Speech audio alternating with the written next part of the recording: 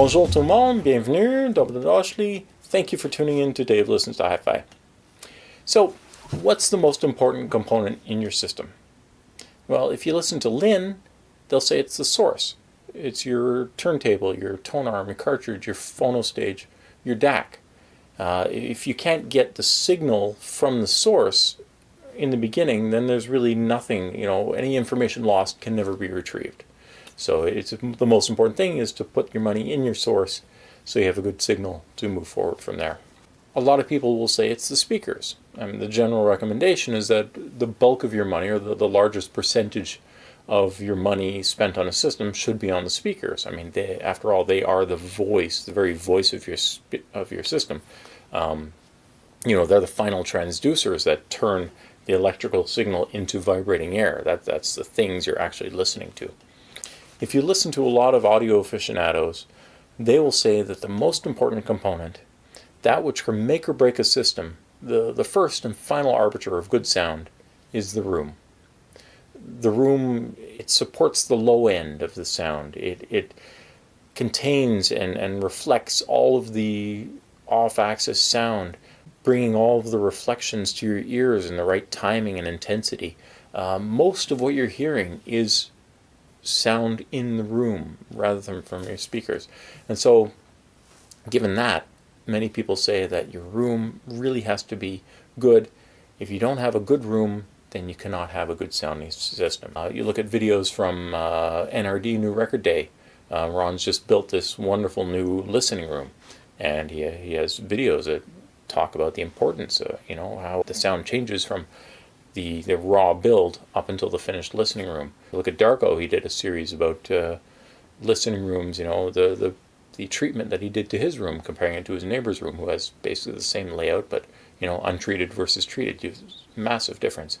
Andrew Robinson, PS Audio, GR Research, all of these guys have done really good videos that stress the importance of getting your room right.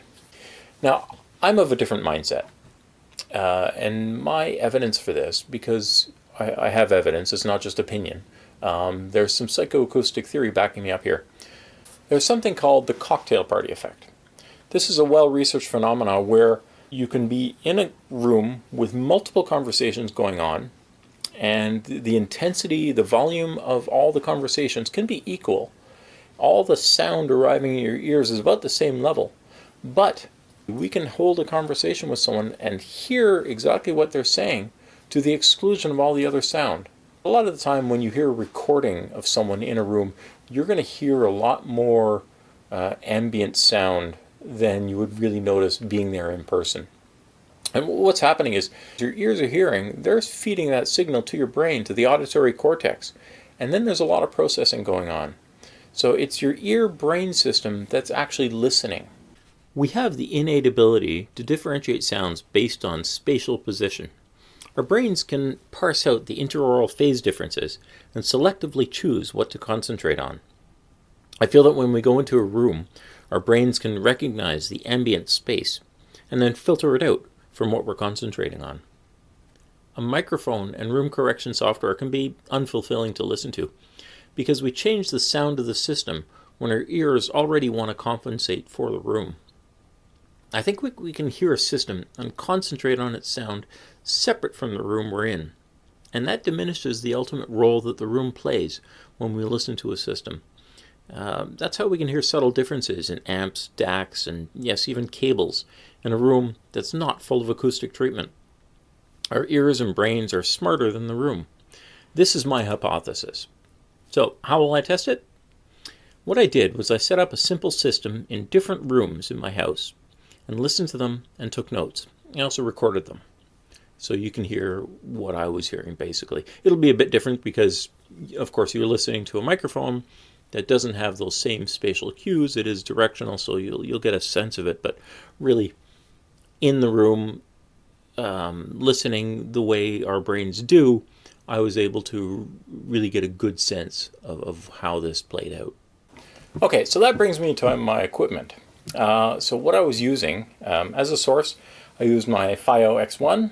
This is my little digital audio player, portable. Runs on batteries. This does have a line out setting as well, so I'm not going through the volume control on it. It does a true line-out signal. And I was plugging it in with a little Digiflex 1/8 to RCA cable. For an amplifier, I chose this Rega Brio R. So this is an integrated amp from the time when integrated amps didn't need all the extra things like DACs and everything. No Bluetooth on here, no Wi-Fi, no display really. It's just a couple lights, 50 watts per channel, AB. It's got a phono section, but mostly I just did the line out and controlled the volume and plugged my speakers into it. For the speakers, I used Thomas & Stereo's Galion brand, Voyager TL transmission line speakers. So they're a two-way stand mount, kind of deep, so it has a nice transmission line enclosure that allows them to lower low end and have nice and powerful bass. Really full sounding for the smallish size that they were. Decently detailed and really nice musical sounding. So I used those, plugged in, and that was my evaluation system. The X1 into the Rega, into the Galion speakers. So I listened to a bunch of music, really got a feel for it, and then I had 3 tracks picked out specially that I used for evaluation. It's Peter Gabriel, Mercy Street, from his album So. So some electronic music, some voice, nice ambient, big sound to it, some decent low bass. That gave me a feel for that type of music. Then I put on some jazz, some acoustic instruments, Art Blakey meets the rhythm section, song Tin Tin Deo, a bit of a sparse recording, but ambient and very, very dynamic as well. So that was a good recording to use. And my third one was the band Duchess, which is a local band. They recorded an album, and I actually have it on vinyl, so I can play it on a turntable, and I can play back through my phono section, and you can hear a track that you're not really going to hear anywhere else, hear it on my turntable. I also have the digital version of that on my Fiio, so I played that, and that gave me a good sense of how this music sounded. Very direct, not much processing to it, and nice clean signal, nice dynamic, and a real fun track. So I listened to that as well, and that gave me another feel for how the system's performed in these different rooms. So I'm going to try to stitch these together as seamlessly as possible so you can hear the difference and the character of the sounds that I heard. Like I said, because I was in the room, and I mean, this is what I'm proposing here, is that, you know, I have the sound coming from all directions, and it really allows me to focus in on the system and what I'm hearing. Whereas you're not going to get that from the microphone, but the microphone is a bit directional, so hopefully it'll give a sense of that as well.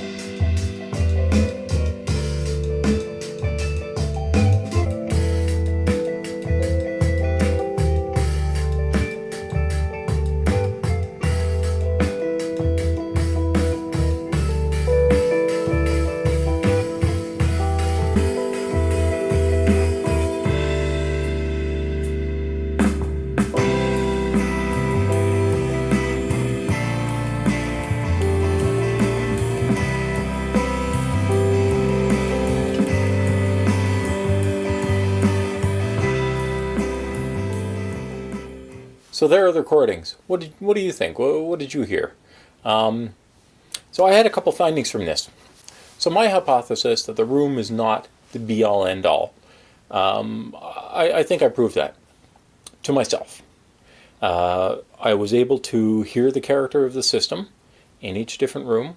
And I think, you know, if you had a system and you set it up in a room, even if it was suboptimal, you know, if it was like some of the examples I gave you, I think you would still notice improvements to the system if you spent more money on speakers or more money on a better amplifier or made certain upgrades. You would hear that, and it would benefit your sound. You would have better sound, and you would be able to appreciate it. So I proved to myself that was the case, and you know, you can have good sound in many different rooms. But I really had a different takeaway in the end. I've been setting up systems in different rooms since I was a teenager. I've been setting up 2-channel systems. So I think knowing where to put speakers and experimenting with placement of speakers is, I'm going to say that's probably the most critical thing. I think most residential rooms can be made to sound pretty good. There are some ultra modern tile glass room that's not going to be suitable. But for the most part, residential settings, carpet, drywall, plaster walls, regular ceilings, furnishings, bookshelves, you can play around with it and you can get really good sound. This has proved to me is that placement of speakers is really critical. I had to play around with the positioning of the system in each room. I tried it in my bedroom, I tried it across the way that I thought might be good. Didn't work there. I ended up putting them at the foot of my bed and sitting on the bed and listening to it. The small bedroom I ended up doing, it was really a near field setup, was the best way that it sounded in that room. Speakers and listener had to make an equilateral triangle, same distance as the speakers apart from each other as they are to you, and set it up like that. Bring the speakers out from the wall, avoid putting them too close to the sides, have it as symmetrical as possible. Those really paid dividends in giving good sound. The one thing I do see online, I see so many systems with a rack of components and then speakers set up on either sides of it, up against the wall. I guarantee you that is never going to produce the best sound in a room. If you have a setup like that, seriously question where else you can put your speakers.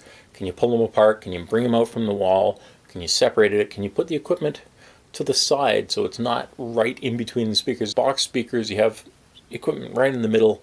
It's vibrating in the middle. It looks great, you know, it's nice and symmetrical and you can see all the equipment there and everything. For good sound, rarely do you find the best sound when your equipment is set up in between the speakers and the speakers are right there. So if you have it like that, move it away, experiment, flip it around, move the speakers wider, pull them out from the wall. Try different spots for putting the speakers and try different spots for sitting and listening to it. In my current room here, in my listening room, I've tried it everywhere. And the best way I found, my speakers are almost in the center of the room and I'm listening up towards the back wall. So plenty of room behind the speakers, plenty of room around them. The bass is kind of reinforced by me sitting closer to the back wall. I really encourage you, play with speaker placement. That will pay dividends. The system set up in my bathroom did not work. that was really just pushing the envelope to see how bad I can get it. To see, you know, can it be a really bad room and ruin the sound? Yes, it can be. I had trouble getting good bass in the bathroom. It was very lumpy, very resonant at one frequency, and then just the imaging was smeared and it was just unlistenable. I actually had too much bass. Thomas includes some foam where you can partially close or fully close the vent at the bottom to control the amount of bass that comes out of them. I had to close those off completely in the bathroom because it was just overpowering. Some other findings that I had: small bedroom. I set up the system. It was near field there, so I could almost reach out and touch the speakers. And that system sounded the best in that small room. I got goosebumps listening to it. It was just so incredible how it performed when you were close to those speakers. When the drivers are close together, they're just stand mounts. It becomes coherent, very close to the speakers, and it was an amazing listening experience. In that small room, setting it up kind of centered in the room, really in a nice near field setup there. beautiful, beautiful results. In my room here, the speakers were a bit small for the space. The amplifier was maybe not powerful enough. You might need more power than that. In the garage, too much reflective. No, there was no treatment at all. Asphalt, drywall, metal, garage door behind the speakers. Imaging was really smeared. That gave poor results. It kind of sounded spacious, but it was really hard to get the speakers to disappear. I could always tell where the speakers were. Or in a well set up room, the speakers are going to disappear. You can close your eyes and you won't be able to really tell exactly where the speakers are. But for the most part, I was able to make the system sound great in this room, in a small bedroom. That was the best. Now, my bigger bedroom sounded great, bathroom terrible. So any reasonable domestic setting, you can make a system sound great. Pay attention to the speaker placement and pay attention to where you're sitting, and you can really get good sound. So that's my findings. Let me know what you think in the comments. Please leave a comment. I love to hear from you. I respond to every comment. I just rolled over 700 subscribers, so I'm really overjoyed for that. That's wonderful. I'm so glad that I'm connecting with so many people. And if you have any suggestions, I'd love to hear from you. Please subscribe if you haven't. Press the like button. Apparently that's good for me. And tell your friends. I'm going to be at Montreal show this year, so come say hi. And that's it for Dave Listens to Hi-Fi for this episode, and we'll talk to you later.